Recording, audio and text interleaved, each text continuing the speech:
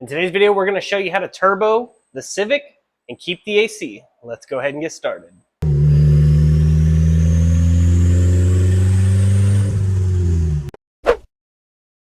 God bless you and welcome to the channel. We pray you're having a blessed day in Jesus' mighty name.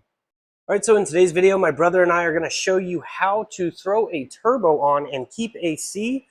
You can use this video to do it the same thing to yours because everything we are using will be linked in the description, except for the downpipe because that was custom made, but I will link a downpipe that is AC compatible, so that way you can bolt that up. So pretty much everything in this video we're going over in detail, so that way you can do the exact same thing and still make 300 to 400 horsepower, depending on the internal work and everything else done to your engine, and still have cold AC. All right, so this is the log manifold that I am using. What I'm doing is heating it up so that way it can burn off any of the excess oil that is on it that keeps it from rusting, so we can use this VHT flame-proof ceramic coat style spray paint. And it's not like powder coat, but it does work pretty good at keeping things from rusting. So went ahead and coated it while it's hot, and then heated it up with the torch again, and from the inside out, making sure it's nice and hot. Then I went ahead and did another coat all the way around the whole thing and then just let it air dry for a few days. And now we are at this point where we have a Maxpeedingrods turbo, which will be linked in the description with a discount code, but unfortunately it hits the engine. So the only way I could use this turbo is if I flipped it around like this, and you can see that we lose the AC function if we do that. So we had to go back to the drawing board and get another turbo. But before we got the other turbo, we went ahead and tried to notch the block just to see if we could get it to work. We cut out a little bit at a time. This was a very time-consuming process, and it still didn't end up working. So we went ahead and made a spacer out of an old header, just chopped the flange. If it worked, we were just going to get it machined, spaced it out, and it didn't work, unfortunately. So we ended up having to just get another turbo. And this turbo right here that you see right there on screen, these are the specs for the turbo. That turbo will be linked in the description, but sometimes the links in the description expire. So those are the specs you need if you're going to repeat this exact same setup on your car. So it's an M12 turbo, and it spools pretty decent, and it can handle 300 to 400 horsepower, which should be plenty for this little car. Especially if you want to have AC and have fun, this is the way to do it. So our good friend Kyle came over and built us a downpipe. He's really good at welding, did all these pie cuts and made it to where it had clearance. But if you don't have a friend named Kyle that does all that cool stuff, there will be a link in the description of a downpipe that is AC compatible, and it does have clearance between the AC compressor, and it's set up just for this. That downpipe does work. It may need modification because usually those downpipes aren't like a bolts right on and you're good to go. Sometimes they need cut. But on this one, it's just running straight down for the time being. So you could definitely do that with that other downpipe that's linked in the description. Went ahead and did a stepper bit and stepped it up on the metal. So that way we could put an O2 sensor bung for the wideband. I like to have it close to the turbo like that. Some people like it farther away. Just make sure it's at an angle so that way it doesn't accumulate water and go out, because those sensors love to go out all the time. So this is where it's at right now. You can see there is still clearance. It looks really bad on camera, but there is a decent amount of clearance in there. This will be header wrapped as well to cut down on some of the heat. And I may try to get some type of like heat shield installed here, because the AC compressors tend to go out when they have a lot of heat. So this will work once we get it wrapped.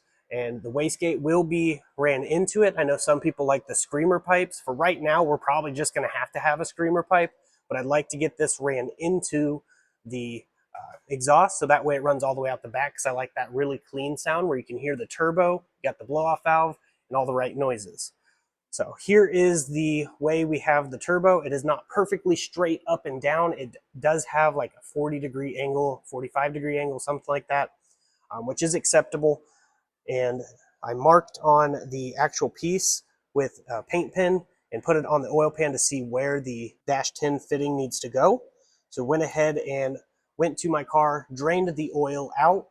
My brother helps me drop the oil pan, get all that cleaned out because it was pretty dirty in there.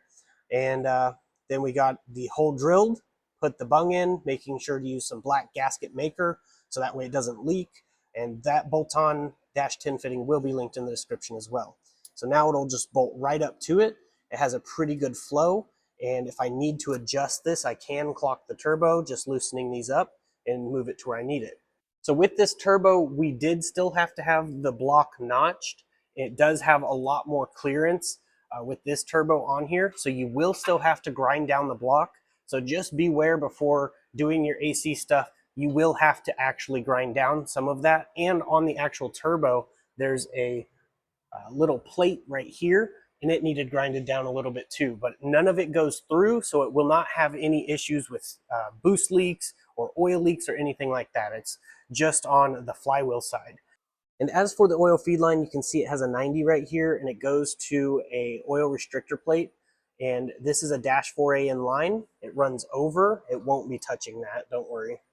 And then it runs to the back, and it will run to this T-piece, which is 1/8" threads, NPT threads on this side, a block off, the oil pressure switch sensor thing, and then you've got 1/8" to -4A in fitting. So that way you can just tee this right in the back by the oil filter and then run the line straight out to the turbo. Moving over here to the oil return, there's a couple different styles, and if you just buy one, you may get disappointed when it doesn't fit. So these are the information on the millimeters. 50.0 millimeters from bolt hole to bolt hole. That's what fits the turbo that's linked in the description and had the specs on screen. That's what these are right here. We have one that doesn't have the female end, it's just the male end, and it's a little bit shorter because once you actually thread something into it, this actually sticks up a little bit taller. So there's two different styles depending on how high up you need it. This one may be good, and if you need it to come down a little bit, it'll extend it down a little bit. So those will also be linked in the description for the turbo that's on there. All right, these are some oil restrictors right here. It's a small hole for a ball bearing turbo. This is also a ball bearing turbo oil restrictor, but it has a larger hole. You can actually use this one on journal bearings, but you typically want a little bit more oil to come through for the journal bearings to keep the bearing wet, because it's a wet bearing. So you're supposed to actually stay lubricated pretty good. The ball bearings don't require as much oil, so it's a lot smaller of a hole. I just use the journal bearing size and throw it on, and usually works pretty good. As for blow-off valve, I currently don't have a blow-off valve coupler yet. It's still in shipping, but I'm going to be using this one for right now. I did test the limits of these, and 30 pounds of boost on a GT30 twin scroll is its limit. It exploded at 30 pounds of boost. So as long as you're keeping it below 30 pounds of boost, these ones work pretty good, and they make a decent sound. And my friend Joe, he actually makes different attachments. This is actually one of them, and he made like the eagle whistle one, which I had in previous videos. And this one here actually goes for the HKS style. Whether they're genuine or knockoff, it doesn't matter. These fit right in there and make a nice whistle noise. His information will be in the description if you want to order some from him, because he makes these and sells them pretty cheap. So he's like the only person I know of that makes decent sounding inserts. You will need an AEM wideband gauge if you want to monitor your air fuel ratio so you don't blow it up. So that's what I recommend. I'll have one linked in the description, so that way you guys can get a good AEM wideband gauge and keep an eye on your air fuel ratios. Now you will need a tune and all these other things, but getting this is part of that tuning process. And this right here is where I have the wideband gauge. I'll also have the boost gauge right here. This is from Bullboost, really nice. Will be linked in the description with a discount code, and it allows me to keep my defrost as well. So wideband, boost, defrost, it's a win-win-win. And we're going to be using this wastegate, which also will be linked in the description on the engine. It's a 38 millimeter, and this is how I have it set up until I have a boost controller. So it's just going to be running on wastegate spring. Goes right off the turbo and straight into the bottom of the wastegate. When you run a boost controller, you use the top and the bottom, I believe. I can't remember. It's been a while since I did this. Last one I did was on my 500 horsepower RSX, and I did electronic boost controller for that with the Mac valve. So this setup is basically ready to go in. The only thing we really have to do is take that exhaust manifold off, which is the HF stock cat manifold from my brother's CRX, which if you didn't see those videos, will be linked in the description of the Flash Shark exhaust. We had to take my manifold and put it on there so that he could use it. But I just knew this was going to be temporary, so we put it on here. Now I'm going to be putting a turbo in its place. And we went ahead and got the intercooler all figured out. It went right up. It's really smooth. Went ahead and used the paint pen, made the marks I needed, drilled holes through it, put some long bolts. They're actually AC compressor bolts. I have a bunch of bolts, and I used those with some spacers. The spacer's literally just a nut that is spacing it, and tightened it down, and it's solid. It attaches right there, and it looks really good. Got all the piping figured out. We did have to cut some back. I highly recommend using a flaring tool so that way the couplers don't pop off. But if you don't have a flaring tool like me, I don't have one right now, just use some hairspray and those couplers will not come off. I tested this all the way to 30 pounds of boost and it works good.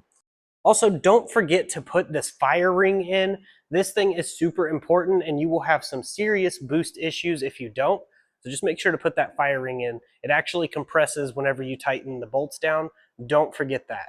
So we're gonna go ahead and get that off. We still have to notch this block. And after that's done, we'll get the turbo placed in there and get everything buttoned up and we'll see how it sounds. All right, so I went ahead and grinded on the block to make some room for that turbo, taking off a little here and a little there, test fitting it in between. It did not want to go down in there the first time we test fit. I finally got it in and was able to check and it still needed more grinded off, so we had to grind a little bit more off. Then we were able to get it to where it goes right down in there. Everything is absolutely perfect on that. The turbo has perfect clearance. It doesn't touch anywhere. We can still clock the turbo to some degree and it's not touching, so it's good enough for us.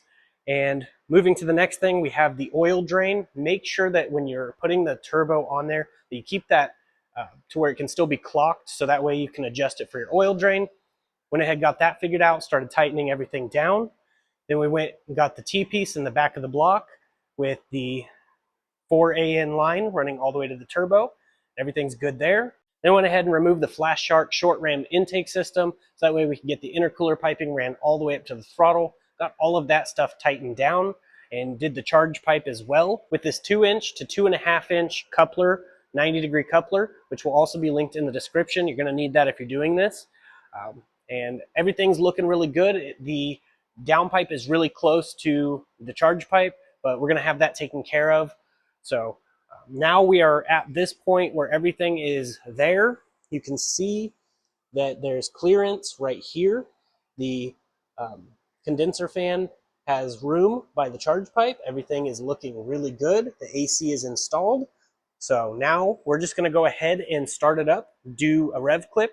Now keep in mind, if you haven't started it up or primed your turbo by putting oil in it and spinning it, disconnect your ECU fuse or your fuel pump fuse and crank on it for a few seconds to kind of get oil flowing through there, and then put it back in and start it up. Ours is ready to go, so we're just going to go ahead and start it up.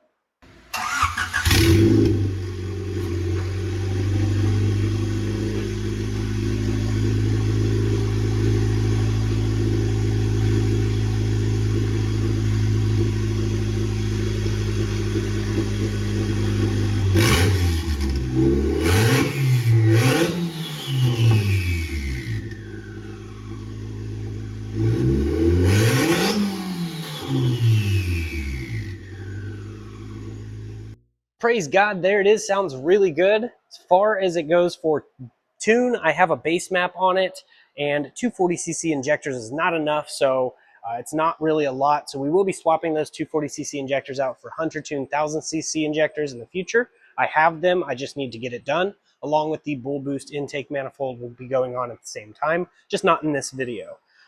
As far as everything goes, the AC is in there. As you can see, we have the AC. The lines are not touching. I have them zip tied right here. We will be header wrapping on the Wastegate dump tube. That'll just be dumping straight to atmosphere for right now. Right now it'd just be blowing right on the condenser fan, but the condenser fan fits with the factory one, so I'm excited about that as well. Now keep in mind, there is no blow-off valve right now. I will have a coupler, a silicone coupler that has the blow-off valve attachment. It's on its way, it's not here yet. So when I rev it up, it'll just flutter the turbo. That can damage the turbo, but a few times here and there is not gonna hurt anything. And it sounds really cool, but just beware, it can damage turbos. And everything is looking good and sounding good. All right, so we went ahead and took this to our friend Kyle's house so he could finish the downpipe. And here's a little sound clip of what it sounds like on the way there.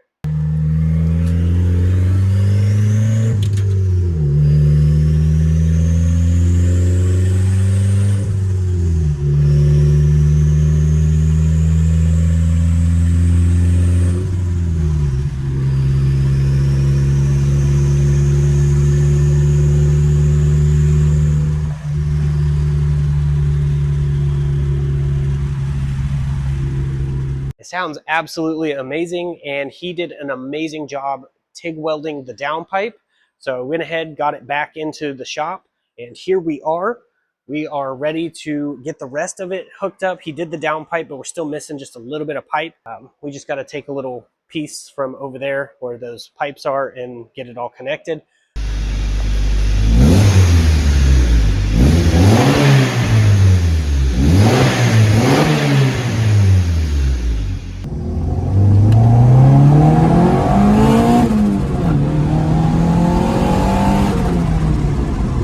So what happened was this video was actually uploaded to YouTube, and it had an uploading error, so I had to take it back down. So I figured I might as well add some stuff to it for you guys, so that way you guys could hear it driving and all of that as well.